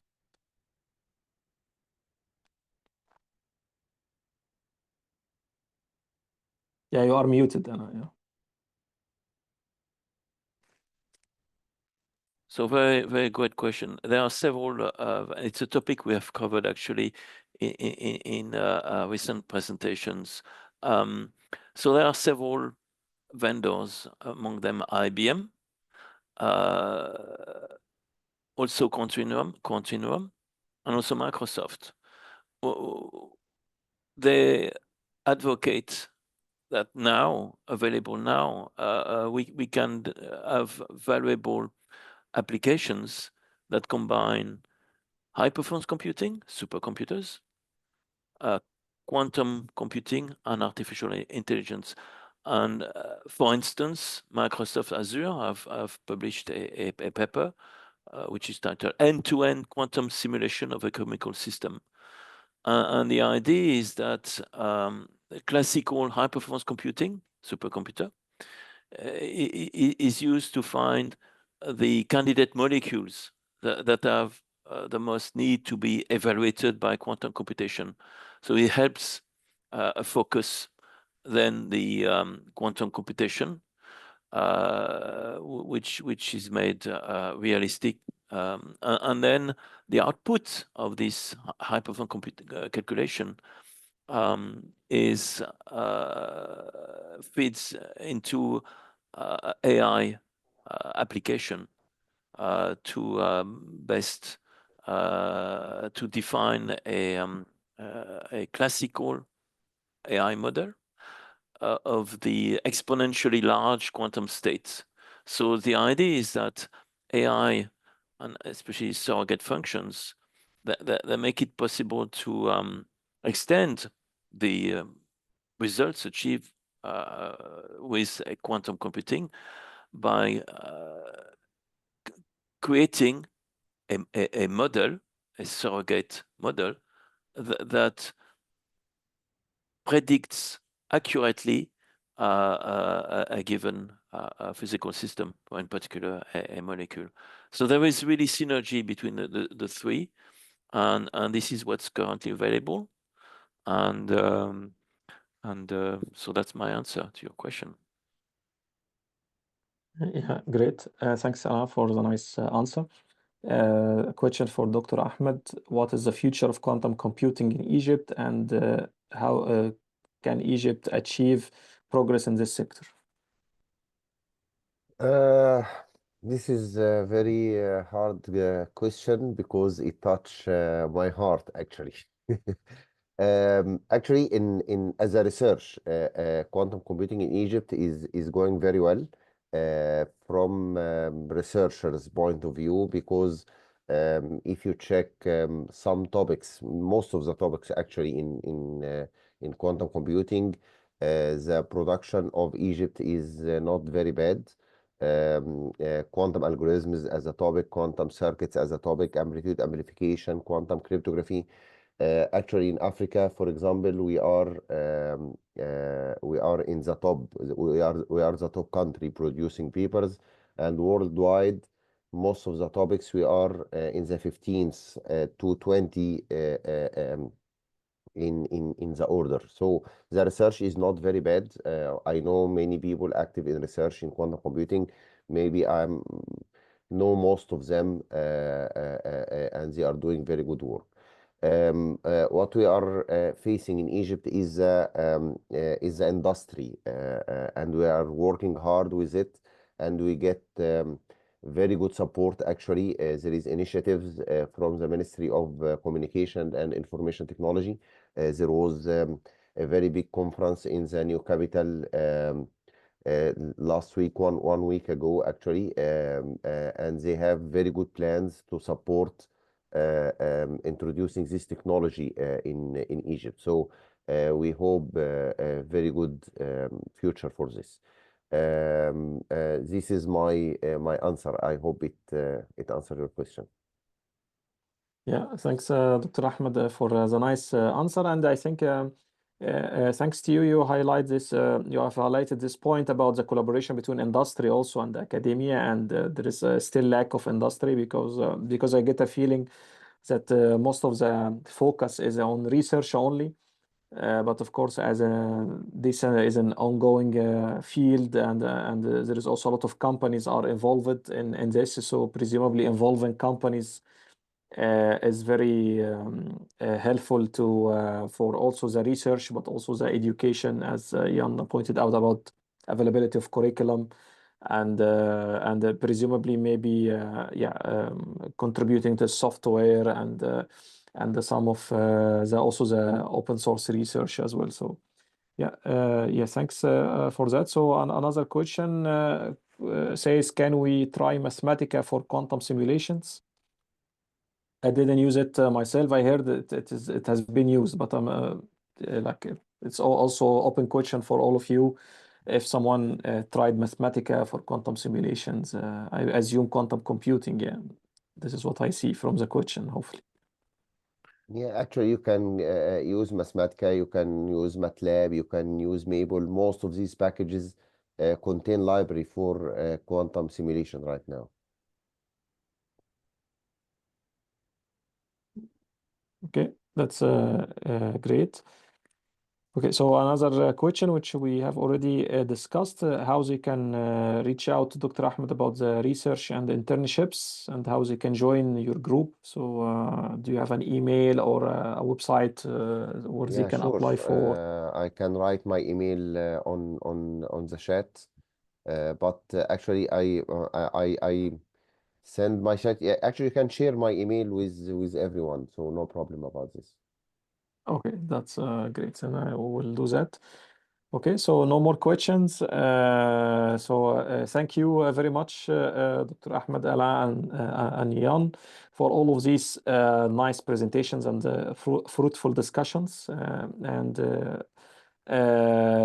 Yeah, of course, people are asking if these are recorded. This is already is recorded already and will be shared on YouTube shortly after I get hold of the recording.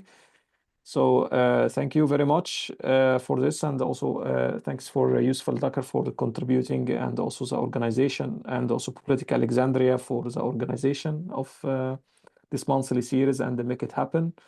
And tomorrow we are gonna meet again for the Quantum Lab, which will include exercises and so on based on the participant. Okay, so thank you all, and we will meet one another again in the upcoming future monthly series.